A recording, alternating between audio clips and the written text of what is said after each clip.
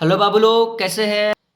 चलिए, मेरे अंदाज से सब ठीक ही होंगे और रहना भी चाहिए, है ना। चलिए, आज हम इस वीडियो में परिमेय संख्या और अपरिमेय संख्या के बारे में डिस्कस करना जा रहे हैं, समझे ना। तो आज से जितना भी सारे वीडियो यूट्यूब में आप देख चुके होंगे, लेकिन आज जो वीडियो देखिएगा परिमेय संख्या और अपरिमेय संख्या, वीडियो को अंत तक देखिएगा, समझ में आया? तभी समझ में आएगा। अगर बीच से वीडियो को काट के जाओगे तो समझ में नहीं आएगा, इसीलिए वीडियो को अंत तक देखिए, तब समझ में आएगा। परिमेय संख्या अपरिमेय संख्या एग्जाम में काफ़ी पूछता था। हर एग्जाम 8 क्लास से शुरू करता सो 10 क्लास तक क्वेश्चन एग्जाम में देगा ही देगा। क्वेश्चन परिमेय संख्या अपरिमेय संख्या से एक ना एक क्वेश्चन एग्जाम में देगा ही देगा। एक क्वेश्चन छोड़ दो, लेकिन ज़्यादा ही देता है, लेकिन मेरे कहने का तात्पर्य है कि एक ना एक क्वेश्चन जरूर आएगा कि परिमेय संख्या किसे कहते हैं, परिमेय संख्या किसे कहते हैं। उसके बारे में लिखने के लिए भी दे देता है कि लिखिए, तो समझिएगा नहीं तो फिर लिखिएगा कैसे। चलिए, तो आज इस वीडियो में हम परिमेय संख्या शुरू करना चाहेंगे। वीडियो को पूरा अंत तक देखिएगा, तब समझ में आएगा। वीडियो अगर बीच से ही काट करके चले जाओगे तो कुछ नहीं समझ में आएगा। आज का वीडियो बहुत मज़ेदार होने वाला है, परिमेय संख्या और अपरिमेय संख्या के बारे में। चलिए, तो पहले क्या बोलते हैं क्वेश्चन कि परिमेय संख्या किसे कहते हैं। तो हम आंसर में जो लिखे हैं, ऐसी संख्या जिन्हें p बटा q के रूप में व्यक्त किया जा सकता है, जहां p तथा q पूर्णांक है और q not is equal to 0 हो, परिमेय संख्या कहलाती है। इस क्वेश्चन का कहने का मतलब क्या है कि बोलते हैं कि परिमेय संख्या वैसी संख्या को कहते हैं जो कि कोई भी अंक ले लीजिए, ठीक है ना, अंश बटा हर कोई भी लीजिए, जिसको हम p बटा q के रूप में लिख सकते हैं, समझे ना। व्यक्त करने का मतलब होता है कि लिखना, तब p बटा q के रूप में लिख सकते हैं, समझे कि नहीं। और क्या बोलता है, जहां जो सो p तथा q क्या हो, पूर्णांक, क्या हो, पूर्णांक। पूर्णांक संख्या पता होगा कि नहीं पता होगा?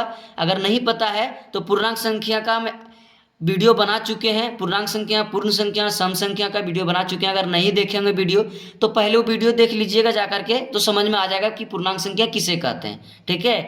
हम पूर्णांक संख्या का जो सो वीडियो इसका डिस्क्रिप्शन में दे देंगे, जा करके देख लीजिएगा। और क्या बोलता है ना, यहाँ थोड़ा गौर कीजिएगा, ध्यान दीजिएगा, समझे कि नहीं। ध्यान किधर है, इधर देखिए, इधर q not is equal to 0, समझे ना। मतलब q बराबर दे करके क्या दिया, बराबर को काट दिया, मतलब इसको नॉट इज इक्वल टू पढ़ते हैं, तो q not is equal to क्या पढ़ेंगे, 0 हो, समझे ना। उसी को कहते हैं परिमेय संख्या। कहने का मतलब है कि q मेरा कभी 0 नहीं होना चाहिए, समझे कि नहीं। तो जैसे ऊपर वाला को क्या कहते हैं, p, और नीचे वाला को क्या कहते हैं, q। और क्या बोला है, q not is equal to 0। बाबू, कभी मेरा q 0 नहीं होना चाहिए। अगर मेरा q 0 हो गया तो समझ जाना कि वह परिमेय संख्या हो ही नहीं सकता है। अगर किसी ने आपको पढ़ा दिया कि 0 अगर बटा में रहने के बाद अगर परिमेय संख्या हो जाता है तो नहीं होगा। ऊपर 0 हो सकता है, लेकिन 0 नीचे कभी नहीं हो सकता है। जैसे में हम दिए हैं, क्या दिए, जैसे 2/5 मेरा यह पूर्ण संख्या भी है, पूर्णांक संख्या। देख लेना पूर्णांक संख्या किसे कहता है, पूर्णांक संख्या 2/5 पूर्णांक संख्या है। आगे जैसे में दिए हैं और एग्जाम्पल दे दिए -2/5, ठीक है, ये क्या है, परिमेय संख्या। फिर कोमा, फिर दिए हैं -2/3, फिर कोमा जो सो 7/-15 दिए, ठीक है, 15 दिए हैं, फिर कोमा 0/1। देखिए यहाँ हम लिखे क्या बोले अभी कि ऊपर में 0 हो सकता है, अंश में 0 हो सकता है, लेकिन हर में 0 कभी नहीं होगा। नीचे मेरा q कभी 0 नहीं होना चाहिए, यहाँ लिख दिया है ना नीचे q नॉट इक्वल टू 0, तो q कभी 0 नहीं होना चाहिए, इत्यादि। मतलब इत्यादि मतलब अभी खत्म नहीं हुआ है, आगे और है एग्जाम्पल, तुम दे नहीं सकते हैं, समझे ना। और आदि का मतलब इन्हें समझ लेना, क्या आदि मतलब खाने वाला आदि जो होता है ना घर में, वो आदि नहीं समझ लेना, वो आदि की बात नहीं कर रहे हैं यहाँ। आदि का मतलब हो गया कि एग्जाम्पल और है, जैसे में और है, हम आपको लिख नहीं दे सकते उतना, इसीलिए आदि लिख देते हैं हम लोग, समझे ना। जैसे मान लीजिए कि अगर कोई आदमी है, अगर मान लीजिए मेला देखने गए हैं तो वहाँ पे कितना आदमी, 100 आदमी, तो हम लोग क्या बोलते हैं कि 100 आदमी से ज़्यादा है तो क्या बोलते हैं, लगभग 100 आदमी, लगभग लगा देते हैं। क्यों लगाते, क्योंकि वहाँ लगभग का मतलब ज़्यादा भी हो सकता है, कम भी हो सकता है। तो इसका मतलब आदि लगाने का मतलब है कि इसमें और है, कम नहीं और ज़्यादा है, समझे ना।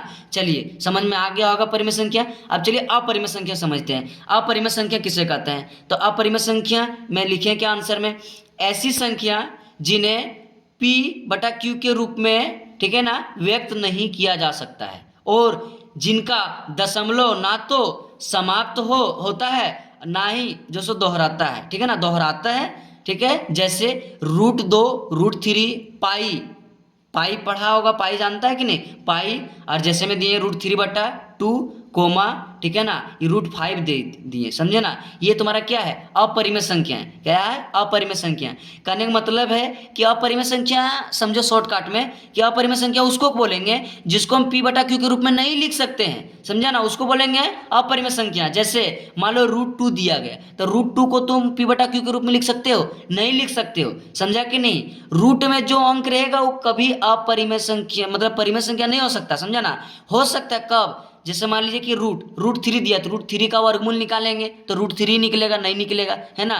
तो इसीलिए यह नहीं होगा, अपरिमेय संख्या हो जाएगा, परिमेय संख्या नहीं होगा। जैसे अगर यहाँ देता √9 दे देता, समझे ना, तो √9 देता, तो √9 का अगर वर्गमूल निकालते हैं तो √3 निकलता, तो ये हो जाएगा मेरा, समझे ना, 3/1, तो ये हो जाता है मेरा परिमेय संख्या। यहाँ पूछा है अपरिमेय, तो √3 में दिया है, इसका वर्गमूल मेरा निकालेंगे तो 3 ही आएगा रूट, समझे ना। और पाई का मान कितना होता है जानते हो कि नहीं, पाई मेरा आया, पाई क्या है, अपरिमेय संख्या है, लेकिन पाई का मान कितना होता है, तो पाई का मान होता है 22/7। ये 22/7 पूछ देगा कि क्या है, तो 22/7 परिमेय संख्या बाबू, यहाँ ध्यान देना, पाई अपरिमेय संख्या है और 22/7 इसका जो वैल्यू होता है ना, मान जो होता है वो तुम्हारा परिमेय संख्या है, क्योंकि इसको हम p/q के रूप में लिख सकते हैं, इसीलिए यह तुम्हारा परिमेय संख्या हो जाएगा। लेकिन पाई तुम्हारा अपरिमेय संख्या है, ध्यान देना थोड़ा। और पाई का मान भी होता है, ठीक है ना, 22/7। आगे क्या लिखे, √3/2 लिखे √2 में, तो इसका भी हम क्या निकालेंगे, नहीं निकलेगा, ये भी मेरा p/q के रूप में नहीं लिख सकते हैं, ये भी अपरिमेय संख्या हो गया, √5, समझे ना। थोड़ा एक चीज और ध्यान देना, जब भी रूट में अगर अंक में रहेगा, समझा ना, तो रूट वाला अंक, समझे कि नहीं, तो मेरा रूट का अंक कभी भी अभाज्य संख्या में रहा तो समझना कि वो अपरिमेय संख्या। अभाज्य संख्या किसको कहते हैं, अभाज्य संख्या सिखाए ना, अभाज्य संख्या नहीं सिखाए तो जा करके जिस समय पूर्णांक वाला वीडियो बनाए ना, पूर्णांक संख्या पूर्ण संख्या, वहाँ अभाज्य संख्या का भी वीडियो है, जा करके पहले अभाज्य संख्या का वीडियो देख लेना, समझ में आ जाएगा। तो जब भी मेरा रूट में अभाज्य संख्या रहेगा उसको हम बोलेंगे अपरिमेय संख्या, समझे कि नहीं। जैसे √5 ये मेरा अभाज्य संख्या, अभाज्य संख्या उसको बोलते हैं जो स्वयं के अलावा कोई दूसरा पाड़ा से नहीं कटेगा। तो हमको बताओ 5 स्वयं के अलावा दूसरा पाड़ा से कट रहा है, नहीं, तो ये मेरा अभाज्य संख्या हो गया, इसीलिए मेरा यह अपरिमेय संख्या।